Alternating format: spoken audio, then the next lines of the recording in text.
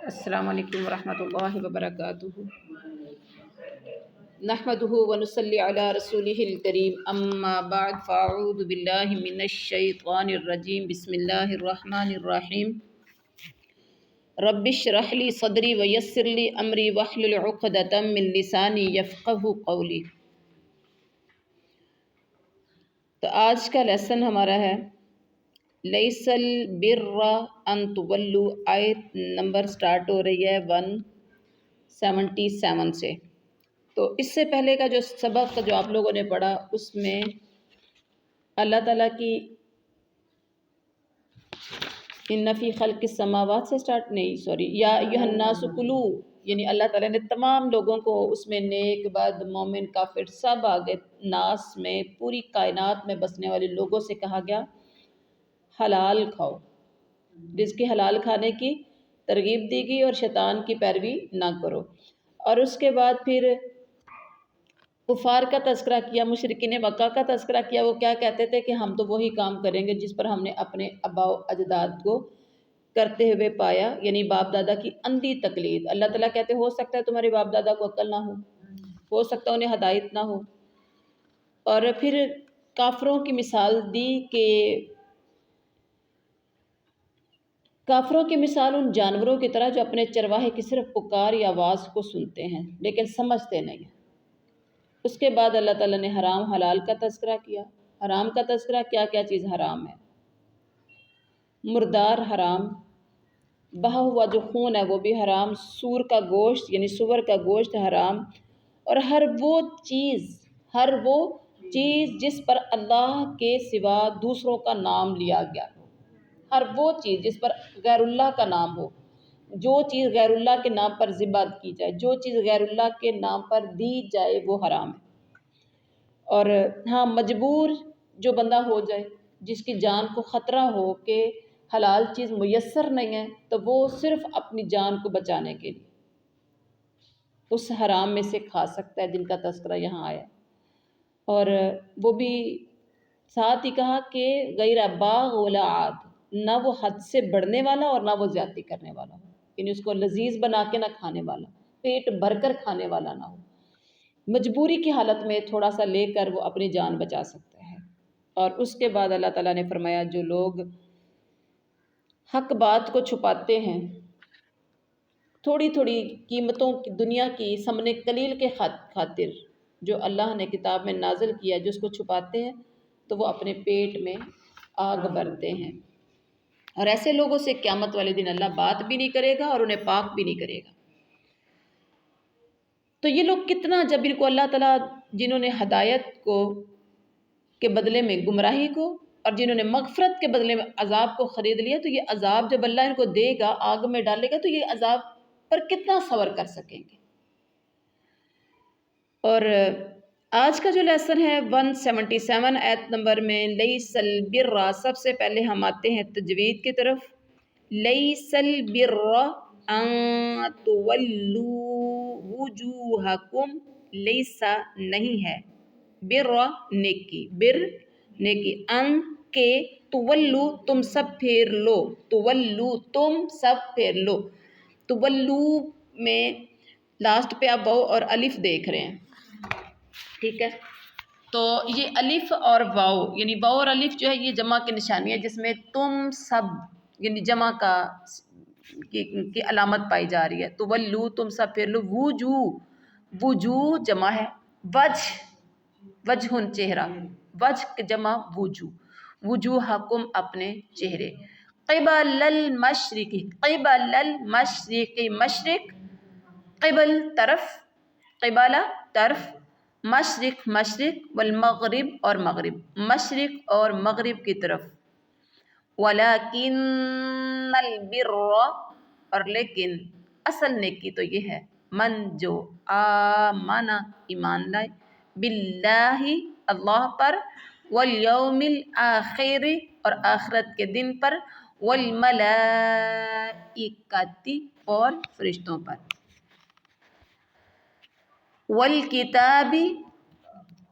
والکتاب اور کتاب پر، والنبیین اور سب نبیوں پر، وآت المال اور دے مال علی حبہ اس کی محبت کی خاطر، علی پر، حب محبت ہی اس کی. اب ہم ہی اس کی محبت اور دے مال اس کی محبت پر، ہی کی جو ضمیر ہے حبی ہی یہ لوٹ رہی ہے مال کی طرف، دے وہ مال اس کی محبت پر.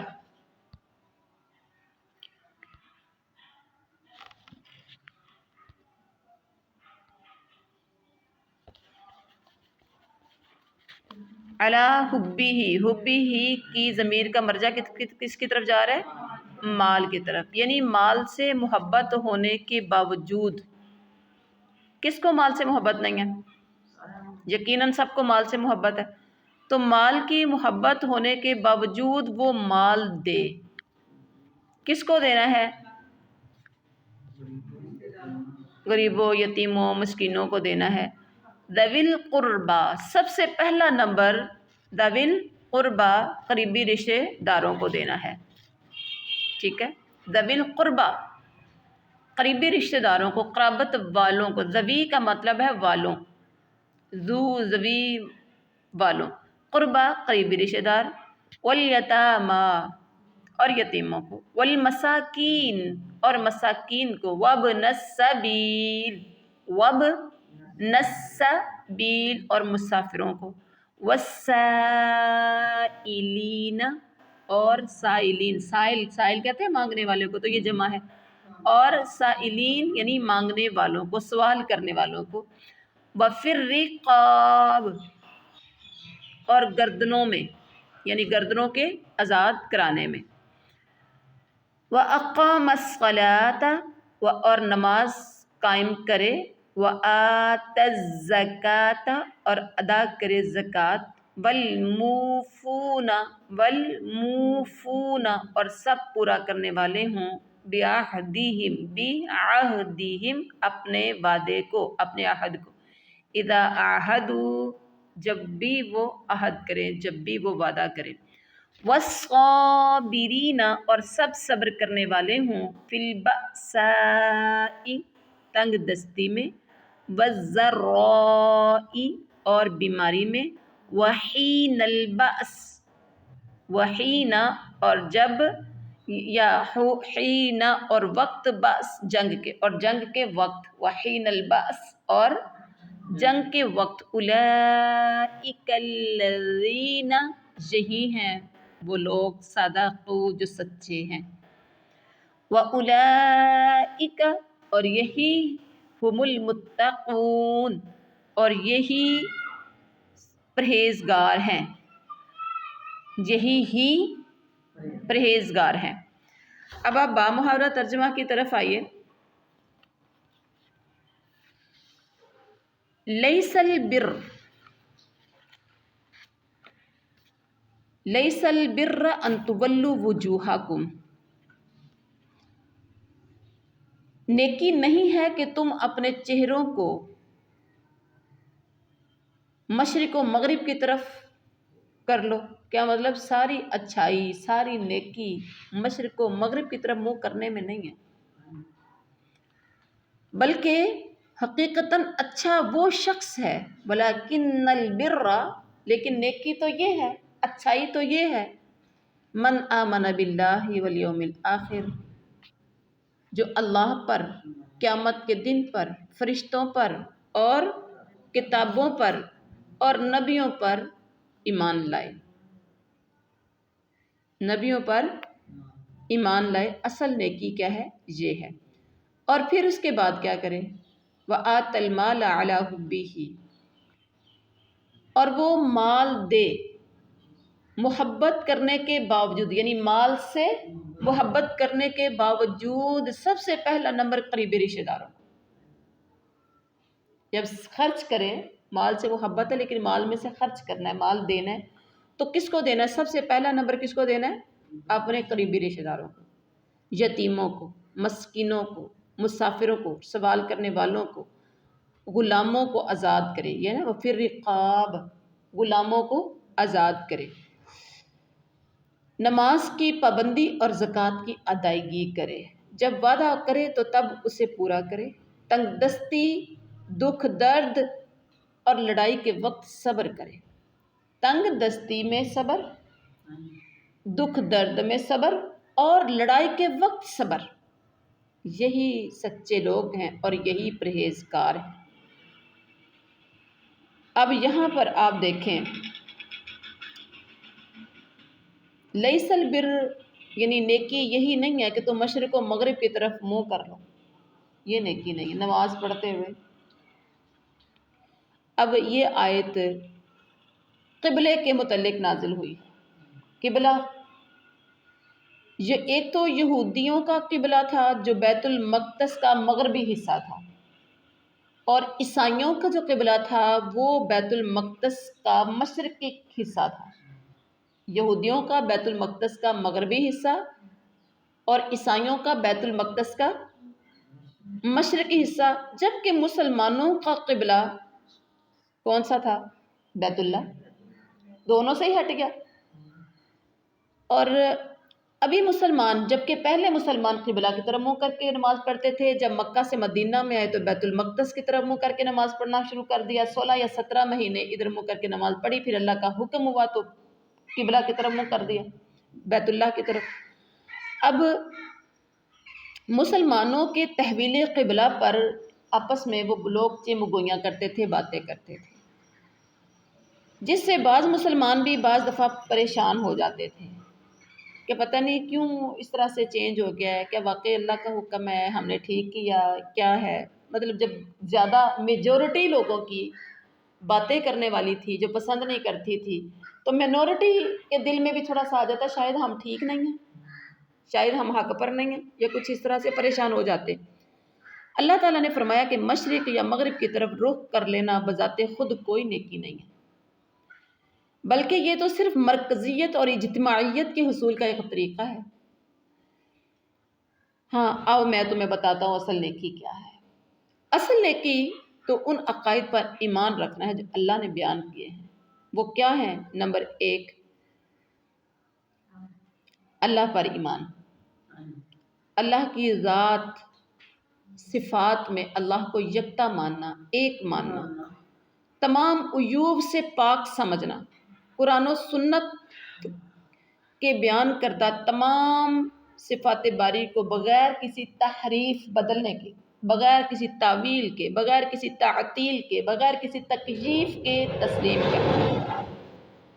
آخرت، اس کے بعد کیا ہے؟ نمبر 2، وبالیوم الآخر، آخرت کے روز جزا ہونے، حشر، نشر اور جنت دوزخ پر یقین رکھا جائے، نیکی یہ ہے۔ تیسرا نیکی کیا ہے؟ والملائکہ، فرشتوں پر ایمان رکھا جائے کہ فرشتے اللہ کی نیک نوری مخلوق ہیں، یہ اللہ کے حکم کے پابند ہے۔ والکتاب، اور کتاب پر، یعنی کتاب کا مطلب تمام آسمانی کتابوں کی صداقت پر ایمان رکھا جائے۔ والنبیین، اور نبیوں پر، نبیین کا مطلب کہ تمام انبیاء پر ایمان رکھا جائے، اور جو اس وقت کا نبی ہے اس نبی پر اس کی ہر بات کو تسلیم کیا جائے۔ نبیوں پر ایمان رکھا جائے کہ یہ جو نبی ہوتے ہیں یہ اللہ کے سچے نبی ہوتے ہیں، اللہ کی طرف سے بھیجے ہوئے نبی ہوتے ہیں، اور ہر وہ بات کہتے ہیں جو اللہ نے ان کو حکم دیا، یا اپنی مرضی سے کچھ بھی نہیں کہتے۔ تو اس کے بعد پھر فرمایا، آؤ تو میں بتاؤں اور نیکی کیا ہے۔ وَآتَى الْمَالَ عَلَىٰ حُبِّهِ ذَوِي الْقُرْبَىٰ وَالْيَتَامَىٰ، مال خرچ کیا جائے مال کی محبت کے باوجود، اور خرچ بھی سب سے پہلا نمبر قریبی رشتہ داروں کو دینا، جو بڑی تکلیف ہوتی ہے مسلمانوں۔ قریبی رشتہ داروں کا تذکرہ یہاں کیا ہے، لیکن آج میں آپ سب جتنے بھی لوگ ہیں سب غور کریں تو اپنا مال اپنے کسی قریبی رشتہ دار کو نہیں دیتے۔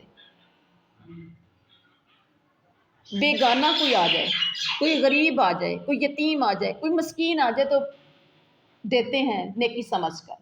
جب اپنے کی باری آ جائے تو دل میں نا ایک عجیب سی خلش سی آ جاتی ہے، عجیب سا رویہ ہمارا ہوتا ہے، ہمارے اپنے، یعنی اگر کسی کو سوٹ دینا تو وہ اپنے کو نہیں دے رہے، ہم بیگانے کو دینے کی کوشش کرتے ہیں۔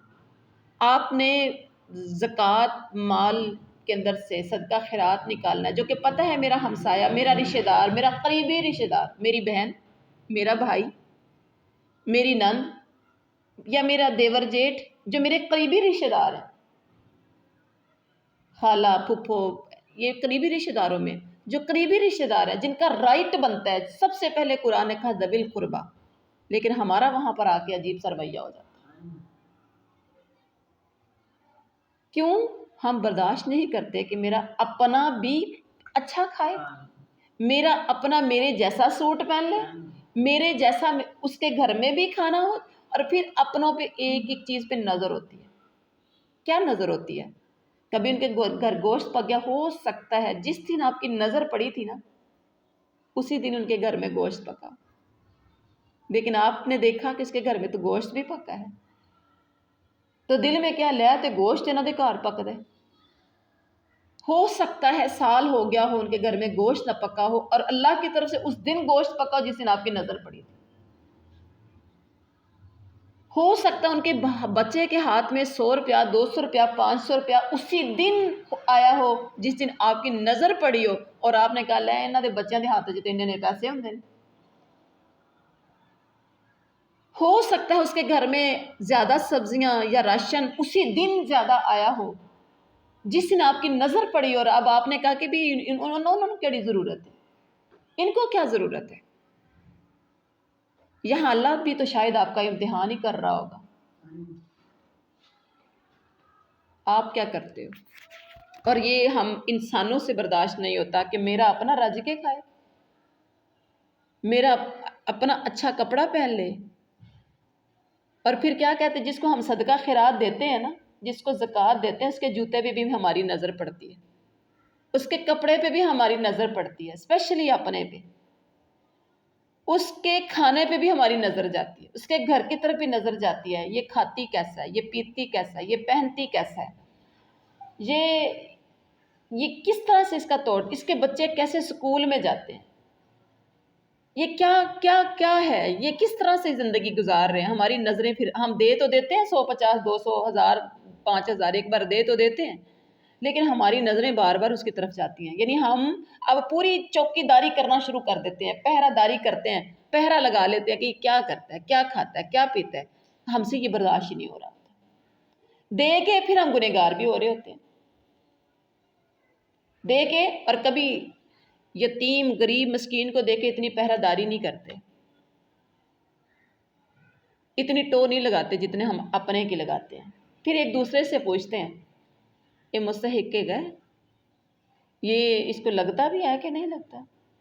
اچھا، یعنی کہ پھر آپ کو پتہ ہے جو اپنے ہوتے ہیں وہ تو برداشت ہی نہیں کر رہے ہوتے نا، آپ بھی تو اپنے ہی ہیں نا، جس کو دے کے تو آپ، ایک بہن نے بہن کو دیا، دوسری بہن سے پوچھ رہی ہوتی حالات ٹھیک نہیں، جس دوسرے سے پھر پوچھ رہی ہوں اس کے بارے میں، اس کے حالات ٹھیک ہے، اس کے گھر کا، اور وہ تو برداشت وہ بھی نہیں کرے گی کہ اس میری بہن کے گھر میں چلا جائے، وہ کہے گی لے چنگا بھلا یہ تو چنگی بھلی ہے، صحیح کھان نو صحیح پین نو، میں وہ دن گئی سا انہوں نے گوشت پکایا سی، میں گئی سا انہوں نے گھر راشن دا بچہ یا وہ میاں چنگا بھلا راشن لے کے آیا سی، میں اس دن میں گئی تو شاپنگ کر کے بھی آئی تھی۔ اللہ کے بندی ہو سکتا ہے، اللہ کے بندے ہو سکتا ہے اسی دن اس کے گھر میں شاپنگ کے کپڑے آئے ہوں، اسی دن اس کے گھر میں راشن آیا، اسی دن اس کے گھر میں گوشت پکا، اسی دن اس کے گھر میں فروٹ آیا، اور آپ کیا سمجھ رہے ہیں کہ مجھے اس کا مطلب مجھے نہیں دینا چاہیے۔ آپ خود دیکھیں اللہ کا فیصلہ ہے ذوی القربیٰ، اللہ کو قریبی رشتہ دار بندوں کے کتنے پیارے لگتے ہیں، اللہ کو یہ رشتے کتنے پیارے لگتے ہیں۔ ایک بھائی ایک بہن رج کے کھا کے اچھی سوٹنگ بوٹنگ کر کے سو جائے، اور دوسرا اس کا بھائی اس کی بہن بھوکا رہ جائے، اللہ کو ہی یہ پسند نہیں ہے۔ میرے رب نے کتنا خوبصورت یہ رشتہ سب سے پہلے رکھ دیا کہ سب سے پہلا نمبر قریبی رشتہ دار کا۔ اگر آپ کا اللہ پر، فرشتوں پر، کتابوں پر، نبیوں پر ایمان ہے تو اپنے قریبی رشتہ داروں کا نمبر پہلا ہے۔ دیتے ہوئے جب زکوٰۃ نکالنی ہے، جب صدقہ خیرات نکالنا ہے، تو سب سے پہلے اپنے رشتہ دار کو دیکھنا ہے، کیا میرا بہن بھائی یہ تنگ تو نہیں ہے، کیا پریشان تو نہیں ہے، کماتا بھی ہے لیکن جس کی پوری نہیں پڑتی، جس کی ضروریات ہی پوری نہیں ہو سکتا ہے وہ بچوں کی اسٹڈی کے سلسلے میں پریشان ہو سکتا ہے وہ بچوں کی کہ اچھی بچوں کی جو ضروریات ہے اس کے لیے پریشان ہو سکتا ہے وہ بچوں کے کپڑوں کی وجہ سے پریشان ہو سکتا ہے وہ بچوں کے باقی کسی چیز کے لیے پریشان لیکن اگر آپ اس کا خیال نہیں رکھتے، صرف حسد کی بنا پر، صرف اس وجہ سے کہ میں کیوں دوں اس کو، صرف اس وجہ سے کہ نہیں اس کے گھر میں تو سارا کچھ آتا ہے، کماتا بھی تو ہے، آپ خود دیکھیں مہنگائی کتنی ہو چکی ہوئی،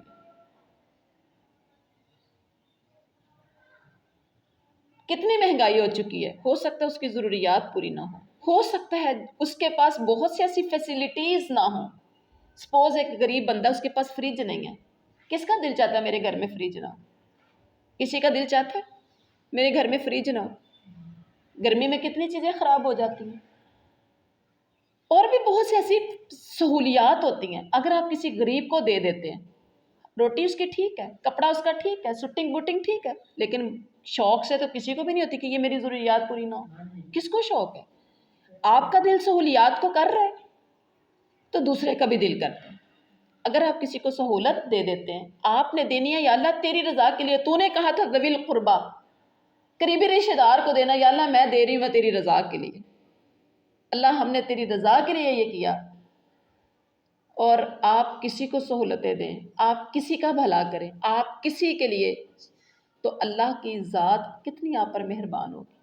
ہم اللہ کی مہربانیاں نا سمیٹتے نہیں ہیں یا سمیٹنے کے خواہش مند نہیں ہوتے، ہم سمجھ رہے ہوتے ہیں کہ ہم شاید ہمارے اپنے کھا جائیں گے تو پتہ نہیں کہیں وہ امیر نہ ہو جائیں، ہمارے اپنے ہمارے صدقہ زکوٰۃ خیرات لے لیں گے، یا ہم ویسے ہی صدقہ زکوٰۃ نہ بھی اللہ کی رضا کے لیے ویسے ہی آپ دے دیتے ہیں، تو ہم سمجھ رہے ہوتے ہیں کہ شاید مجھ سے کوئی اونچا نہ ہو جائے، نہیں، اللہ کی ذات اونچا کرنے والی ہے، اللہ کی ذات ہی سب کچھ کرنے والی ہے، اور اللہ کی ذات نے یہ فیصلہ کر دیا ہے وَآتَ الْمَالَ عَلَىٰ حُبِّهِ ذَوِي الْقُرْبَىٰ۔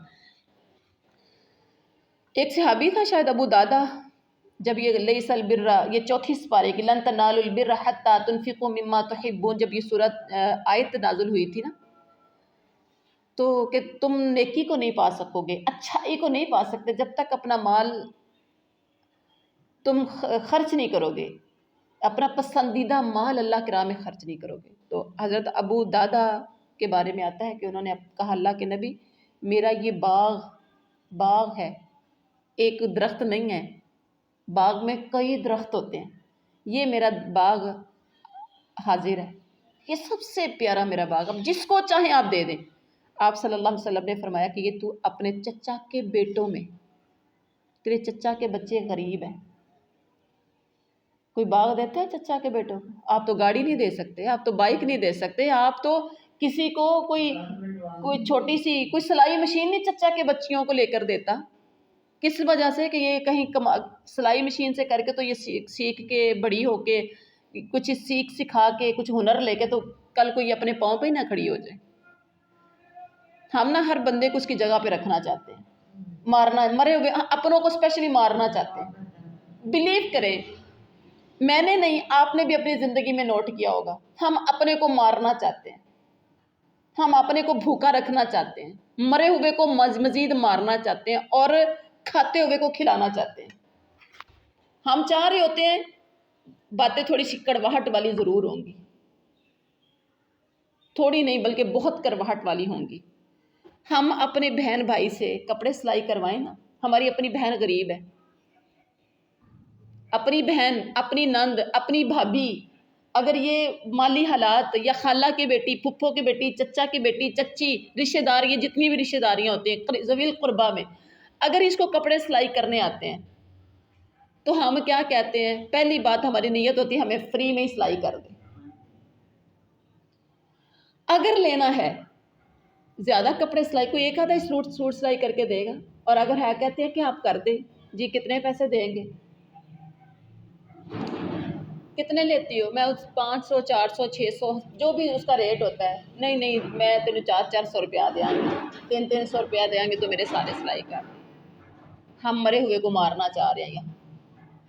ہو سکتا ہے وہ اپنا خاموشی اختیار کر لے آپ کی محبت میں، یا رشتہ داری کے تقدس میں، یا ایک رشتہ جو تھا اس وجہ سے وہ خاموشی اختیار کر لے، لیکن آپ نے اس کی مجبوری کا فائدہ اٹھایا ہے، آپ نے اس کی مجبوری کا فائدہ اٹھا لیا ہے کہ اس کو اور مار دو،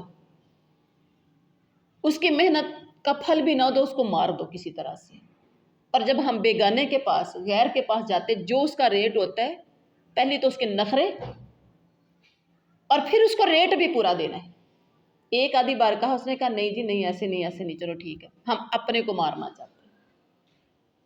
تو آپ خود دیکھ لیں، اللہ نے ذوی القربیٰ اگر قریبی رشتہ دار کا کیا ہے نا، تو قریبی رشتہ دار کو تو پھر آپ اور مجھے خود کو دیکھنا ہے کہ اگر وہ 500 مزدوری تو ہمیں 600 دے دینی چاہیے پھر ہیں۔ کئی بار ایسا ہوتا ہے کہ اپنے رشتہ دار نا زکوٰۃ صدقات لینا پسند نہیں کرتے، ایسا ہوتا ہے، یعنی انہیں شرم آ رہی ہوتی ہے کہ میں زکوٰۃ لوں، میں صدقات لوں، ہماری آنکھیں نیچے ہو جائیں گی، پھر کسی نہ کسی وقت میں لڑائیاں ہو جاتی ہیں تو تانے پڑ جاتے ہیں ایک دوسرے کو۔ اور ہم انسان بھی ایسے ہیں کہ ٹیز کرنا، تنگ کرنا ہماری ایک عادت بن چکی ہے۔ جب کبھی زندگی میں کسی نے کچھ کہا تو کہا ہاں تو وہ نا جنہوں میں زکوٰۃ بھی دیتی تھی، 2-4 بار دی آپ نے زکوٰۃ دی یا صدقہ دیا، تو پھر کہا ہاں آج میرے سامنے بول دی ہے، میں نے تو اس کے لیے یہ بھی کیا، یہ بھی کیا، یہ بھی کیا، آج میری نیکیاں ساری بھول گئی۔ کرتے ہیں کہ نہیں کرتے ہیں؟ تو بہت سے لوگ ہوتے ہیں جو لپٹ کر سوال نہیں کرتے، اپنی پریشانی کسی کے سامنے ظاہر نہیں کرتے، اور اپنے اندر ہی اندر مرتے رہتے ہیں، اندر ہی اندر مرتے رہتے ہیں، پریشانی کی زندگی گزارتے رہتے ہیں کہ چلو جیسے زندگی گزرے گی گزر جائے۔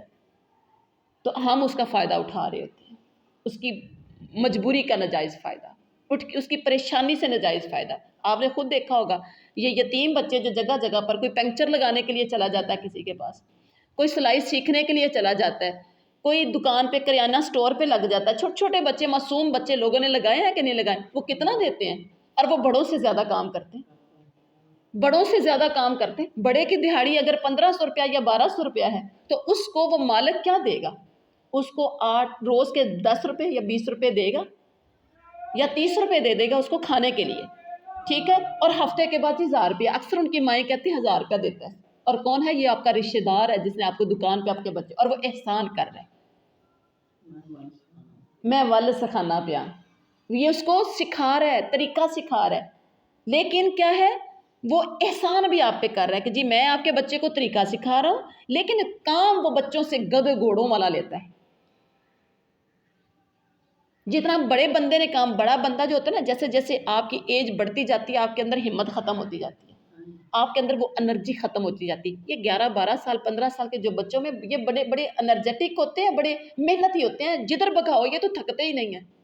تو ان سے جس بڑے بندے اگر فرض کریں اس چھوٹے بچے نے بڑے 2 بندوں جیسا بھی کام کیا ہوگا نا، تو ملنے وہی 30-40-50 روپے، ہفتے کا 1000 روپے، اور پھر اگلے پچھلے کو بار بار باتیں کیا سنانی ہے جی اسی تے انہوں نے سکھا رہے ہیں، یہ تو میری نیکی سمجھن کہ میں انہوں نے سکھایا ہے۔ اللہ ہدایت دے ہم سب کو، اللہ ہمارے دلوں میں نا اپنا ڈر پیدا کر دے۔ یقین جانیے جب تک اللہ کا ڈر دل میں نہیں آئے گا تو یہ سارے معاملات سیدھے نہیں ہوں گے۔ جب اللہ کا ڈر دل میں آئے گا تو معاملات سیدھے ہوں گے۔ ہم کون ہیں، ہمیں کیا کرنا چاہیے؟ ذوی القربیٰ، قریبی رشتہ دار، اللہ کرے ہم سب کو رشتہ داروں کے لیے دل نرم کر دے ہمارے۔ اور اس کے بعد پھر یتیم ہے، پہلے رشتہ دار ہے، پھر یتیم، پھر مساکین، اور اس کے بعد راہ مسافر اور سائلین، اور پھر رقاب، وَإِقَامَ الصَّلَاةِ وَآتَى الزَّكَاةَ، وَأَقَامَ الصَّلَاةَ، نماز قائم کرے اور زکوٰۃ ادا کرے۔ اس کے بعد کہ اپنے وعدوں کو پورا کریں اور صبر کرنے والے لڑائی اور تکلیف کے وقت میں اور صبر کریں۔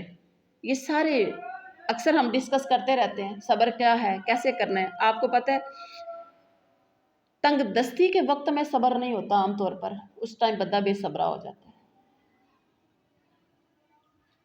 کتنی دیر کوئی برداشت کرتا ہے؟ اور اللہ ہم سب کو کبھی تنگ دستی آ جائے، مالی حالات، تنگ دستی کا مطلب ہے حالات خراب ہو جاتے ہیں، تو اللہ ہمیں صبر کی توفیق عطا فرمائے۔ کئی بار ایسا ہوتا ہے جس پر تنگ دستی ہوتی ہے وہ تو صبر کر لیتا ہے، ٹھیک ہے، اس کو لوگ ہی جینے نہیں دیتے، اپنے رشتے دار، اپنے سگے بہن بھائی اس کو جینے نہیں دیتے. بات بات پہ ٹیس کرنا, تسی بچوں ਨੂੰ کپڑے کے ਜੇ ਪਵਾਉਂਦੇ ਜੀ. بات بات پہ ٹیس کرنا, تاڑے بچوں دیاں شکلاں تے ویکھو. اچھا بات بات پہ بات کرنا کہ جب دیکھو تمہارے گھر میں کوئی اچھی چیز نہیں پکتی. اب انہیں کیا پتا کہ حالات کی اتنی خرابی ہے, اتنی تنگی ہے کہ جس وجہ سے ایسا ہو چکا ہوا ہے.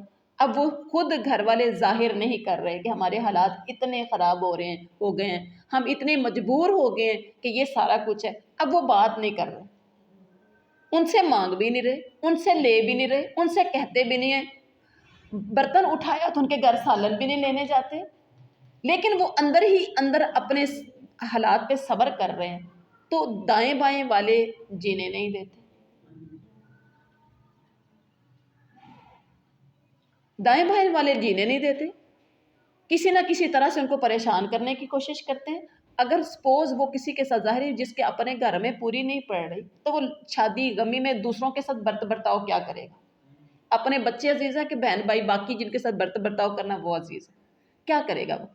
وہ برتاؤ نہیں کیا تو وہاں آپ کو تانے مل جائیں گے, جی یہ لوگوں کے ساتھ برتاؤ نہیں کرتے. تو کہاں سے لائیں, کہاں سے دیں, کس کو دیں, کہاں سے لائیں, کہاں سے لے کے آئیں جو باقیوں کے ساتھ کریں, اس کے اپنے گھر میں تو پوری نہیں پڑ رہی. اور رشتے دار نہیں دیکھتے, پھر انہوں نے یہ ٹیس کرنا, تنگ کرنا, یہ ان کا وتیرہ بن چکا. تو وہاں پر اگر کسی وقت میں کوئی زبان کھول دیتا ہے تو میرا خیال میں وہاں بے صبری نہیں ہوگی. کم از کم اگلے بندے کو پتہ تو ہونا چاہیے پھر کس وجہ سے ہے, تمہاری کیا ذمہ داری بنتی تھی جو تم نے بھی نہیں پوچھا. آج ہم اپنی ذمہ داریاں بھی پوری نہیں کرتے اور ٹیس زیادہ کرتے ہیں, پریشان زیادہ کرتے ہیں, تنگ زیادہ کرتے ہیں, حالات کا اندازہ نہیں لگاتے ہیں. بس جو منہ میں آیا وہ بکنا شروع کر دیتے ہیں. یوں سمجھ لیں کہ ہم نا بڑے سواد لیتے ہیں, چسکے لیتے ہیں اگلے بندے کی زندگی کو ڈسکس کر کے. ہم نے دوسروں کو کیا کرنا, اپنے بہن بھائیوں کی زندگیوں کو ڈسکس کرتے ہیں اور پورے چسکے لیتے ہیں. وہ خواتین ہوں یا وہ مرد ہوں, مردوں کو بھی ایسی بیماریاں ہیں, خواتین کو بھی ایسی بیماریاں ہیں. اللہ ہدایت دے ہم سب کو. تو اس میں صبر کرنا.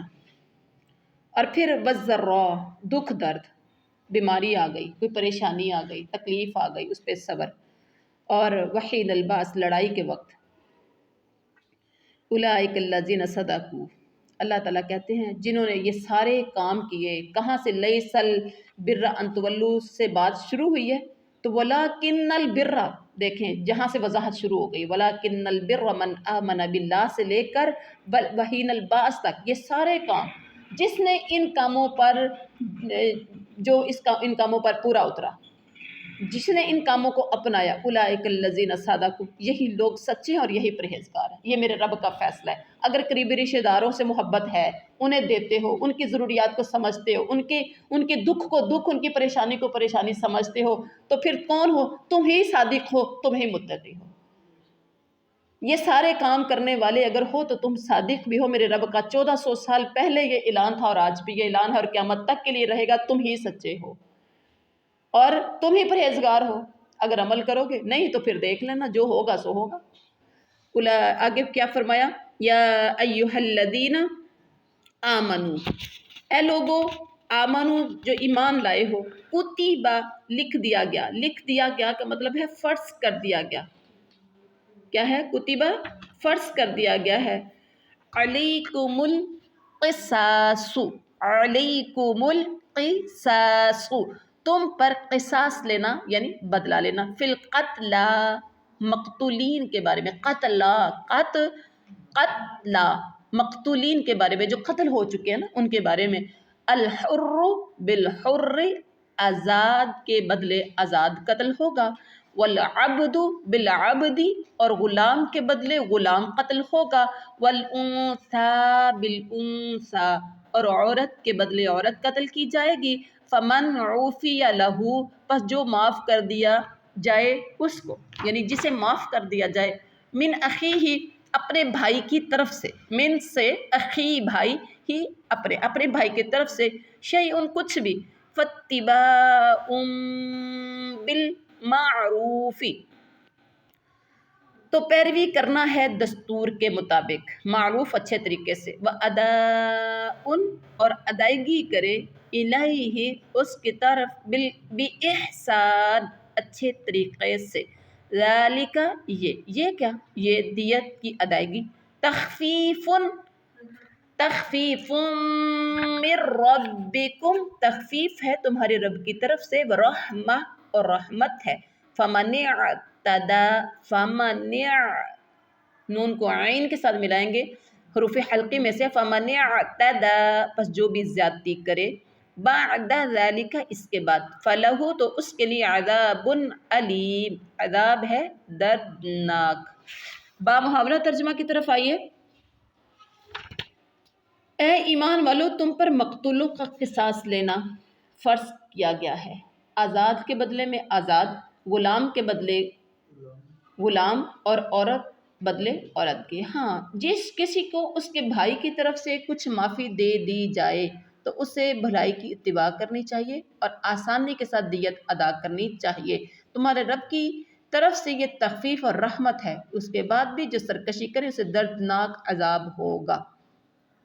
اب یہاں دیکھیے مقتولین کے بارے میں کیا کیا گیا ہے تمہیں، یہ تم پر مقتولین سے بدلہ لینا، تم پر قصاص لینا فرض ہے۔ اب یہاں عورت کے بدلے عورت، غلام کے بدلے غلام، آزاد کے بدلے آزاد، یہ بات کہی گئی، اس کی وجہ کیا ہے؟ آخر تو کوئی وجہ تھی جس پر اللہ نے یہ حکم نافذ کیا۔ کیا تھا؟ زمانہ جاہلیت میں کوئی نظم نہیں تھا، کوئی قانون نہیں تھا، کوئی رول نہیں تھا، اس لیے زوراور قبیلے، جو طاقتور قبیلے، پیسے والے، جائیداد والے، جو بڑے زوراور قبیلے ہوا کرتے تھے، وہ جس طرح چاہتے ظلم اور ستم کا ارتکاب کر لیتے۔ ایک ظلم کی شکل یہ بھی تھی کہ کسی طاقتور قبیلے کا کوئی مرد مر جاتا تو وہ صرف قاتل کو قتل کرنے کی بجائے قاتل کے قبیلے کے کئی مردوں کو قتل کرتا تھا، ایک بندے کو قتل کرنے کے بجائے کئی مردوں کو قتل کرتا، بلکہ بسا اوقات پورے قبیلے ہی کو تہس نہس کرنے کی کرنے کی کوشش کرتا کہ اس کا اب کوئی نسل باقی نہ رہے۔ تو پھر یہ بھی تھا کہ عورت کے بدلے میں اگر عورت نے عورت کو مارا ہوتا، مطلب عورت مرتی کسی عورت کے ہاتھ سے، تو وہ عورت کو اس کے بدلے میں نہ مارتا بلکہ اس کے مرد کو مارنے کی کوشش کرتا۔ مرد میں اس کا بھائی بھی مار سکتا تھا، اس کی عورت اس کا شوہر بھی مار سکتا تھا، باپ بھی، بیٹا بھی، کچھ بھی اس طرح سے۔ اور پھر اسی طرح سے قاتل یعنی غلام اگر کوئی مار دیتا کسی غلام کو تو غلام کو قتل کرنے کے بجائے اس کے مالک آزاد کو قتل کرنے کی کوشش کرتے۔ تو یہ ایک بغیر قانون کے اپنی مرضی سے جس کو دیکھتا وہ قتل کر دیتا۔ اس پر اللہ تعالیٰ نے اس فرق اور امتیاز کو ختم کرتے ہوئے فرمایا کہ جو قاتل ہوگا، قاتل ہو عورت، چاہے قاتل ہو آزاد، قاتل ہو غلام، جو بھی قاتل ہوگا بدلے میں اسی کو قتل کیا جائے گا۔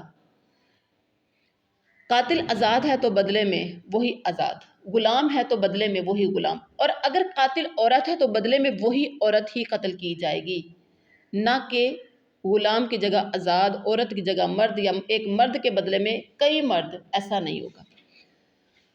اس کا مطلب یہ نہیں کہ مرد اگر عورت کو قتل کر دے تو قصاص میں کوئی عورت قتل کی جائے، نہیں، مرد نے کسی عورت کو قتل کیا تو بدلے میں وہ مرد قتل، یعنی قاتل جو بھی ہوگا، مرد ہو، عورت ہو، بچہ ہو، بوڑھا، جو بھی ہوگا، قاتل ہی کو قتل کرنا ہے، باقی کسی کو نہیں قتل کرنا، یہ اللہ کا قانون بن گیا۔ تو اب ایک اور بات ہے، سنن نبی داؤد کی ایک حدیث ہے، آپ صلی اللہ علیہ وسلم نے فرمایا کہ المسلمون تتکافؤ دماؤہم، تمام مسلمانوں کی خون، یعنی مرد ہو یا عورت، برابر ہے، تمام مسلمانوں کے خون، عورت ہو، مرد ہو، غلام ہو، آزاد ہو، سب خون سب کے کیا ہیں؟ برابر ہیں۔ گویا آیت کا وہی مفہوم ہے جو قرآن کی ایک دوسری آیت میں ہے، النفس بالنفس، نفس کے بدلے میں نفس، سورۃ مائدہ میں ہے، نفس کے بدلے میں، یعنی جان کے بدلے میں جان۔ احناف نے اس سے استدلال کرتے ہوئے کہا کہ مسلمان کو کافر کے قصاص میں قتل کیا جائے گا۔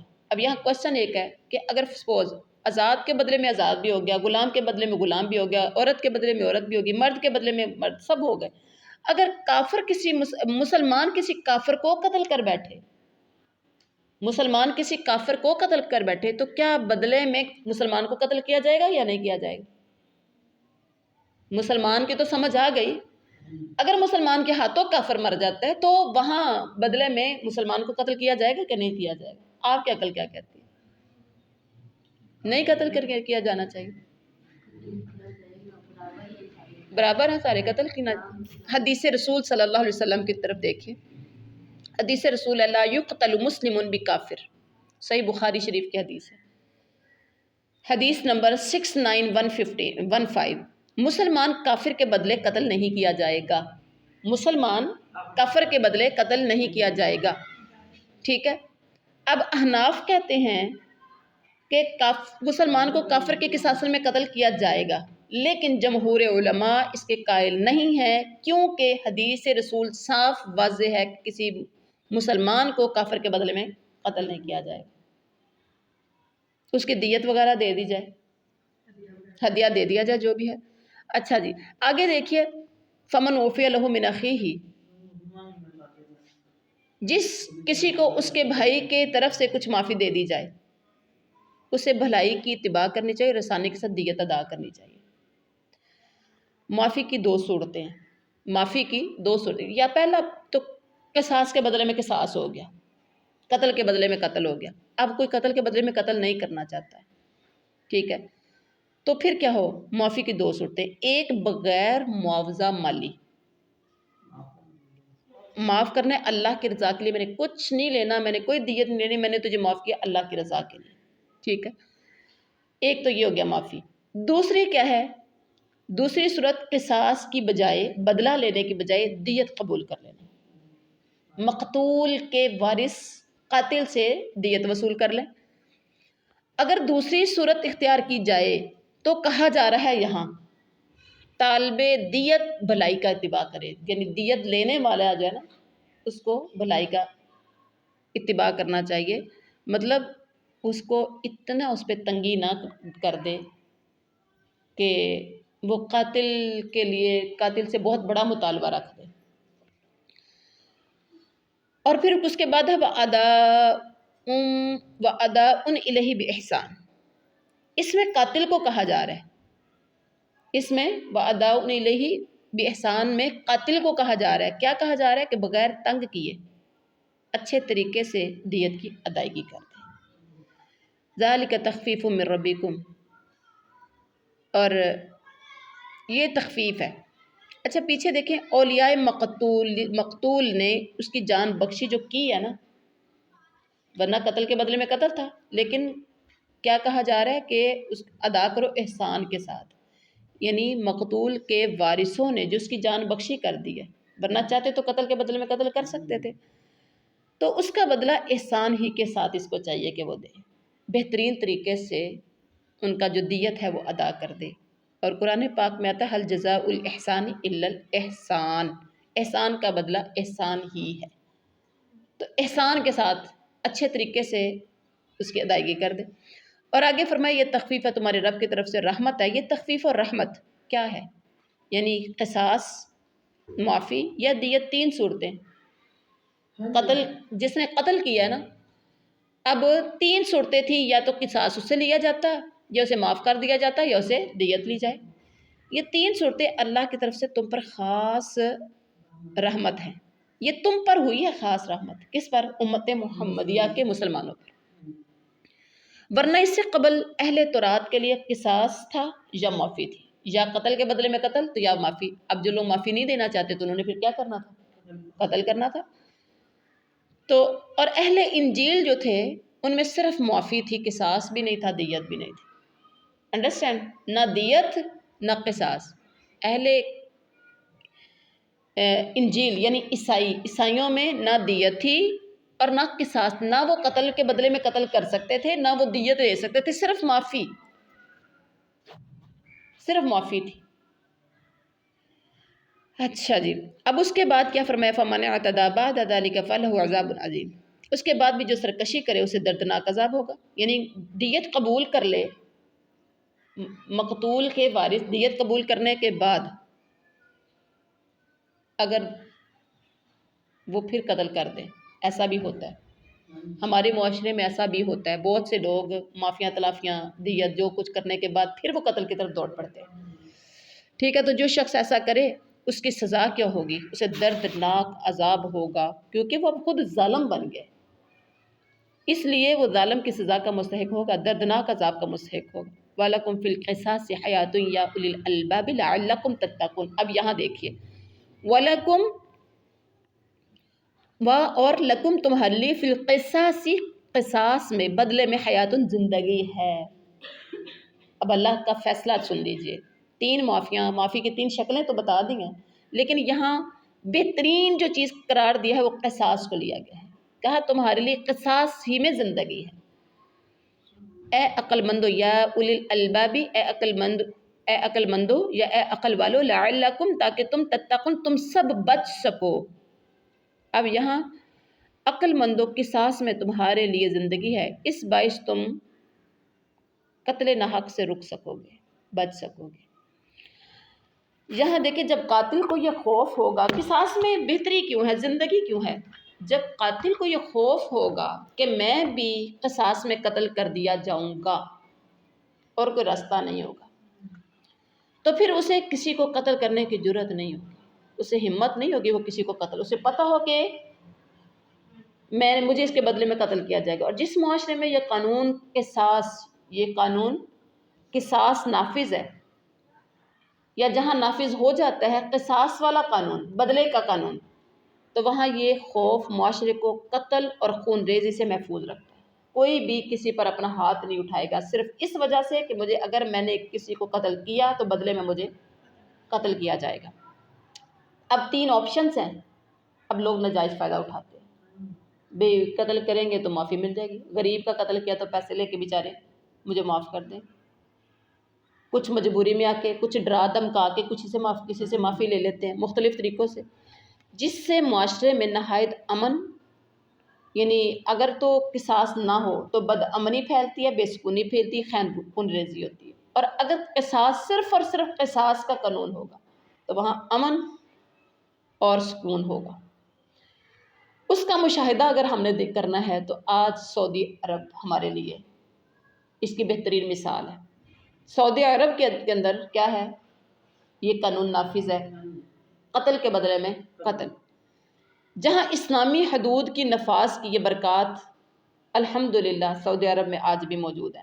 پھر اگر چور ہے تو اس کا ہاتھ کاٹا جائے، سب کے سامنے بھری پبلک میں، اور آپ نے خود دیکھا ہوگا جو لوگ جاتے ہیں، جو نہیں جاتے اللہ اپنی خاص رحمت کرتے ہوئے انہیں اپنا گھر دکھائے، ہم سب کو اللہ اپنا گھر دکھائے۔ تو جو نہیں گئے ابھی تک، اب وہ جو گئے ہیں ان سے پوچھئے، وہ کہتے ہیں اذان اللہ اکبر کی اذان کان میں پڑتی ہے اور وہ سب کچھ کھلا چھوڑ کے تو آ جاتے ہیں، یعنی شٹر بھی بند نہیں کرتے، ویسے ہی کھلی ہوئی ہر چیز چھوڑ کے آ جاتے ہیں۔ وہاں کیا ہے؟ جس نے چوری کی اس کا ہاتھ کاٹا جائے، اس کے علاوہ کوئی راستہ نہیں ہے۔ اور یہاں آبا کا آبا بگڑا ہوگا، یہاں کئی کرنے والے ہیں، کئی بچانے والے۔ تو اس لیے ہمارے یہاں کیا کہتے ہیں، بد امنی، خون ریزی، چوری، وارداتیں زیادہ ہیں اور قتل و غارت زیادہ ہے، اور وہاں یہ سب کچھ نہ ہونے کے برابر ہے۔ جی، اس کے بعد دیکھیے کتب علیکم اذا حضر، کتب علیکم اذا حضر، کتبہ فرض کی کر دیا گیا ہے، علیکم تم پر، اذا حضر جب کہ آ جائے، احدکم الموت تم میں سے کسی کو موت، ان ترک اگر چھوڑ دے، خیرن مال، خیرن الوصیۃ، خیرن الوصیۃ اگر وہ چھوڑ دے مال تو وصیت کرنا والدین کے لیے، للوالدین والدین کے لیے، والاقربین اور قریبی رشتہ داروں کے لیے، بالمعروف اچھے طریقے سے، حقا علی المتقین یہ حق ہے پرہیزگاروں پر۔ تم پر فرض کر دیا گیا ہے کہ جب تم میں سے کوئی مرنے لگے اور مال چھوڑ جاتا ہو تو اپنے ماں باپ اور قریبی رشتہ داروں کے لیے اچھائی کے ساتھ وصیت کر جائے، پرہیزگاروں پر یہ حق اور ثابت ہے۔ ٹھیک ہو گیا۔ اب یہاں پر وصیت کرنے کا یہ حکم جو ہے نا، یہاں پہلے تھا یہ کہ جب مرنے والا جانے لگے تو وصیت کر دے کہ اس کی اتنی اس کو دے دینا، اتنا اس کو حق دے دینا۔ اب یہ حکم نہیں ہے، یہ وصیت کرنے کا یہ حکم آیت مواریث کے نزول سے پہلے دیا گیا تھا۔ یہ والا جب وارثوں کے بارے میں یعنی سب اللہ تعالیٰ نے کھول کھول کے بتا دیا کہ ماں کا کتنا حق ہے، بھائی کا کتنا، بہنوں کا کتنا، بیٹا بیٹی کا کتنا، بیٹا، جب سب کے حق آیت مواریث میں آ گئے تو یہ والا حکم جو تھا منسوخ ہو گیا۔ ہم نے اس دن پڑھا تھا ناسخ اور منسوخ کے بارے میں، ما ننسخ من آیہ، تو یہاں یہ آیت بھی منسوخ ہو چکی ہے۔ اب سمجھ آ گئی منسوخ کسے کہتے ہیں؟ پریکٹیکل اب آپ کے سامنے آ گیا ہے کہ پہلے وارث مرنے والا وصیت کر کے جاتا تھا اپنے وارثوں کو کہ فلاں کو اتنا اتنا دے دینا، اب اس کے لیے ضروری نہیں ہے، بلکہ ضروری کیا ہے، اب اس کو وصیت کرنے کی اجازت ہی نہیں ہے کہ وہ وصیت کرے۔ اب تو مال جتنا بھی ہے وہ جو بیٹیاں بیٹوں جس کا حق ہے شریعت نے مقرر کر دیا۔ نبی صلی اللہ علیہ وسلم کا فرمان ہے، ان اللہ قد اعطى كل ذی حق حقہ فلا وصیۃ لوارث۔ اللہ تعالیٰ نے ہر حق والے کو اس کا حق دے دیا، قرآن پاک میں ہر حق والے کو اس کا حق دے دیا، ورثاء کے حصے مقرر کر دیے، بس اب کسی وارث کے لیے وصیت کرنا جائز نہیں ہے۔ صحیح بخاری کے ایک باب کا عنوان ہے لا وصیۃ لوارث، البتہ اب ایسے رشتہ داروں کے لیے وصیت کی جا سکتی ہے جو وارث نہ ہوں، یا رہ خیر میں خرچ کرنے کے لیے کی جا سکتی ہے، یا اس کی زیادہ سے زیادہ، اور اس کی زیادہ سے زیادہ جو حد ہے نا، حد ثلث ہے، تیسرا حصہ، اس سے زیادہ کی وصیت نہیں کر سکتا۔ یعنی مرنے والا مالدار ہے، اس کے بہن بھائی رشتہ دار بھی، مطلب جتنے لوگوں کو اس کا حصہ پہنچ رہا ہے وہ ٹھیک ٹھاک ہے۔ مرنے والا کسی غریب رشتہ دار کے بارے میں کہ آپ اس کو گھر بنوا کے دے دینا، یا اتنا حصہ سیل کر کے تو اس کو دے دینا، اس کو چھت کی ضرورت ہے یا کسی کو کچھ بھی دینا ہے تو وہ وصیت کر سکتا ہے، لیکن اس کی حد جو ہے نا وہ ثلث ہے، ثلث سے زیادہ مال کا نہیں وہ وصیت کر سکتا۔ پھر اس کے بعد اگر وہ مرنے والا دیکھ رہا ہے کہ میرے سارے سب رشتے ٹھیک ہے، جن کے پاس میری جائیداد پہنچ رہی ہے، تو اللہ کی راہ میں یعنی وہ کہہ سکتا ہے کہ جہاد فی سبیل اللہ میں اتنا دے دینا، یتیموں کو، مسکینوں کو، غریبوں کو میرے نام کا اتنا دے دینا، مسجد بنوا دینا، اور بھی بہت سے طریقہ کار ہے، کسی یتیم بیوہ کو گھر لے دو، تو یہ جائز ہے۔ اور ایک بات ذہن میں رکھیں، یہ تو قسمت والے ہی ہوں گے جن کی اولادیں اس کے حصے میں سے بعد میں دیں گے، ورنہ مالی مالی مالی میرا مال ہر بندہ ہی کرتا ہے۔ جس کو پتہ ہے کہ ادھر سے 1 کروڑ مجھے آنا ہے تو وہ بھلا اس میں سے 50 لاکھ روپیہ کسی کو دیتا ہے؟ کہاں وارث یہ کرتے ہیں؟ زندگی میں جو آپ نے اپنے ہاتھ سے دیا، جو آپ نے اپنے ہاتھ سے دیا، اصل مال آپ کا وہی ہے۔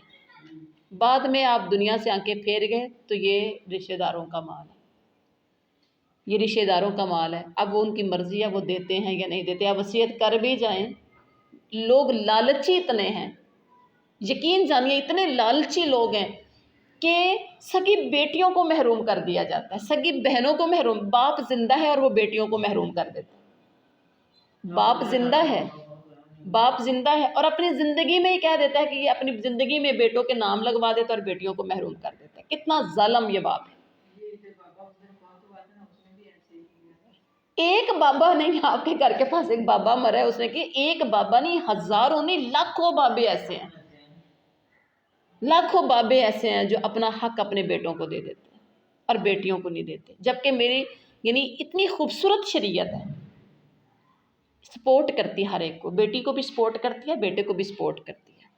اور یہاں ہم نے کہا بیٹوں کو سپورٹ کرو، بیٹی غریب مرتی ہے تو مر جائے۔ ابھی کچھ دنوں کی بات ہے، ایک خاتون آئی، 4 کے 5 ایکڑ 5 یا 6 ایکڑ زمین اس خاتون کو جائیداد میں آنی تھی۔ میری آنکھوں بیٹھے وہ اس خاتون نے آ کے مطالبہ کیا کہ میں نے اپنی بیٹی کی شادی کرنی ہے، میرے حالات بہت خراب ہیں اور مجھے میری بیٹی کی شادی کے لیے کچھ دیں. اور میں اس کی طرف دیکھ کے حیران ہو گئی. اور اس سے پوچھا گیا کہ جب کہ ہم جانتے ہیں اس کو کہ اس کے باپ کتنی جائیداد تھی، پوچھا گیا کہ بی بی تجھے ادھر سے جائیداد نہیں ملی؟ کہتی نہیں، انہوں نے نہیں دی تھی. کیوں نہیں؟ کہتے وہ باپ زندگی میں ان کے نام لگوا گیا تھا. تو ہم کیوں دعویٰ نہیں کرتے؟ بھئی دعویٰ کرو، شریعت تمہیں دیتی ہے، لگ بھی گئی ہے، اس کے باوجود ٹوٹ جائے گی.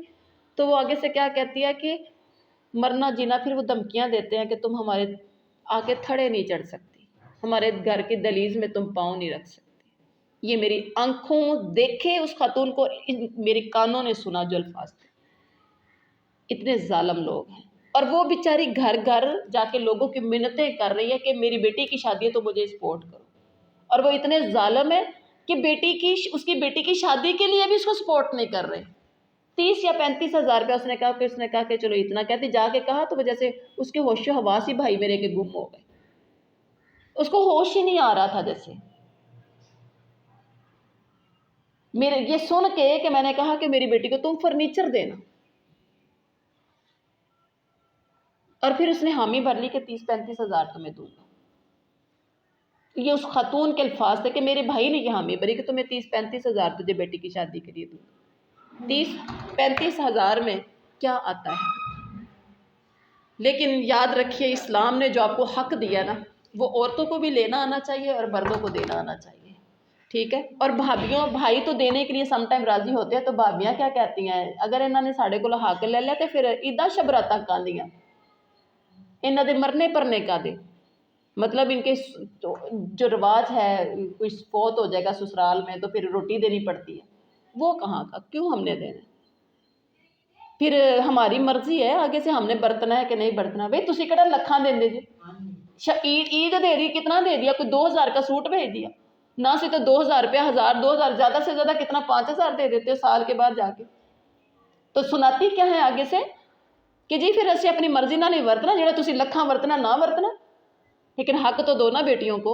ظلم کا ارتکاب کیوں کرتے ہو؟ یہاں اصل میں ہمارے آوے کے آوے بگڑ چکے ہیں.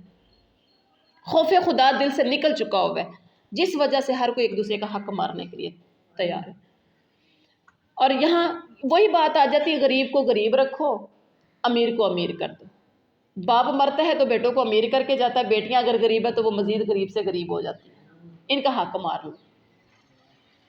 اور ہماری جو عام طور پر جو اماں ہے، ماں جس کے لیے بیٹیاں اور بیٹے کہتی ہیں نا برابر ہے، تو ماں کو بھی یعنی کہ اپنے بہو کی طرف سے کوئی سکون نہیں ہوتا. جو بیٹی نے سکون دینا ہے نا، وہ بہو نہیں سکون دیتی. لیکن اماں اس کے باوجود کہتی پتر میں مجبور ہوں.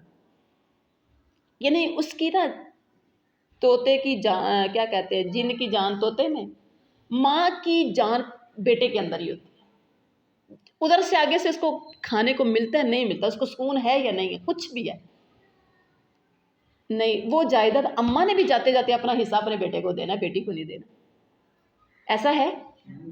آپ خود دیکھ لیں. آپ اپنے معاشرے میں یہ ساری مثالیں ہمارے سامنے. لیکن اب کوئی وصیت نہیں کر سکتا. ٹھیک ہے. ہاں، جو کوئی کسی وارث نہ ہو، کسی غریب کو کوئی اپنا حصہ صدقہ جاریہ سمجھتے ہوئے دینا چاہے، مسجد میں دینا چاہے، کسی مدرسے میں دینا چاہے، کسی غریب یتیم مسکین کو جس کو زکوٰۃ صدقات خیرات لگتے ہیں کسی کو دینا چاہے تو آپ وہ دے سکتا ہے، وصیت کر سکتا ہے. لیکن وہ بھی حد اس کی ثلث، تیسرا حصہ ہے. اس کے بعد فرمایا فمن بدلہ، پس جو بدل دے اسے، بعد اس کے بعد ما سمعہ جو اس نے سن لیا، فإنما تو بے شک اثمہ اس کا گناہ علی الذین ان لوگوں پر ہے، یبدلونہ جو سب اس کو بدل دیتے ہیں. ان اللہ بے شک اللہ تعالیٰ سمیع علیم سننے والا جاننے والا ہے. یہی ہے. فمن خافا پس جو کوئی ڈرے، من موصٍ وصیت کرنے والے سے، جنفن یعنی طرف داری کا، او اثمن یا کسی گناہ کا، فاصلح تو اصلاح کروا دے، بینہم ان کے درمیان، فلا اثم علیہ تو اس پر کوئی گناہ نہیں. ان اللہ بے شک اللہ تعالیٰ غفور الرحیم بخشنے والا رحم کرنے والا ہے. اب یہاں پر کیا ہے، وصیت کرنے والے کی جانبداری یا گناہ کی وصیت کر دینے سے ڈرے، جس کو وصیت کی جا رہی ہے، جس کو وصیت کی جا رہی ہے